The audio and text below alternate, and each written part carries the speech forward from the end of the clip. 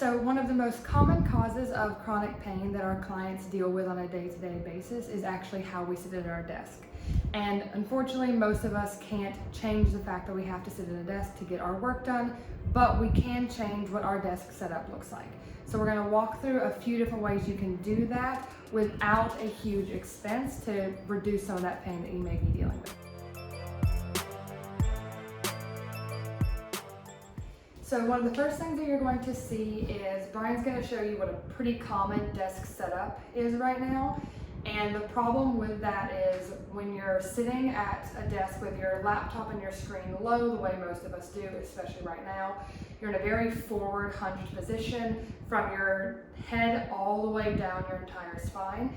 He's going to show you kind of what that looks like and how you can fix it. And a lot of problems that our clients will face comes from just the setup not being ideal in terms of their posture. It can lead us into being internally rotating our shoulders, our head looking down, and that can cause some neck discomfort, all kinds of issues from that, and that can lead into a lot of the back pain. So if you look at here, a lot of us work on a laptop nowadays, and so if we have it here not elevated at all, I have to look down to be looking comfortable at my screen. And that pretty much puts my neck into flexion for however many hours of the day you're working, 6, 8, 10 hours, whatever. Okay, and so here's how we can correct that. We want to get some kind of riser to lift that screen up. So we have this here, slide this underneath, the laptop rests on that, and right away my eyesight is going from down here to that bent neck to now straight ahead, my neck is neutral. And that is going to keep you in a much friendlier position throughout your workday. The other problem to consider, just kind of moving down the body, is the position of your feet. The position of your feet is what causes a lot of the lower back pain, or for some of our clients, even foot and lower leg pain, including hip pain.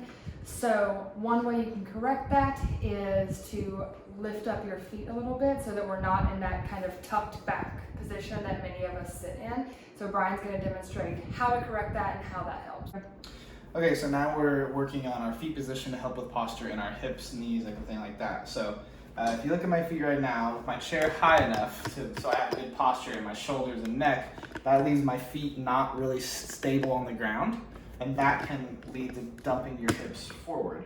So I can't lower my chair to get my feet flat on the ground, or I'm taking away what we just worked on in the first thing. So we can put something underneath our feet to stack underneath. So that could be some books, some stackers, something like that. So we just have a little box here I can set my feet up on. Now my feet are resting flat on the floor.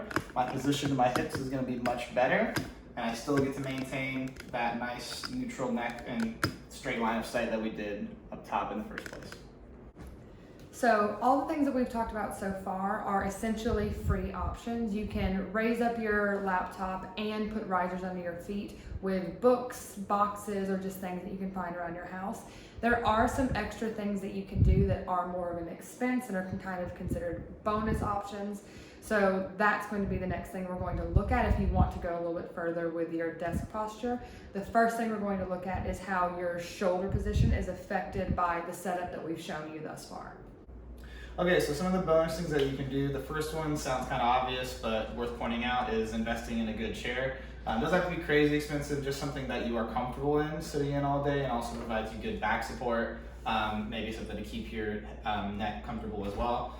Other things that you can do to invest in is a ergonomic keyboard and a mouse, so you're not just using the trackpad. The reason using the trackpad can lead to some poor posture is by reaching up here, I'm raising up my shoulders, so I'm kind of getting rounded forward as well as shrugging up. And that can, if you're somebody who carries a lot of stress up into your neck and in your shoulders, that is just going to make this a lot more likely and a lot more severe. So having the mouse over here keeps your shoulders down, and you can maintain proper posture and still get your work done. Keyboard, basically the same reason. You're up here like this, and so if you have something you can have in a tray underneath, you can get your work done here.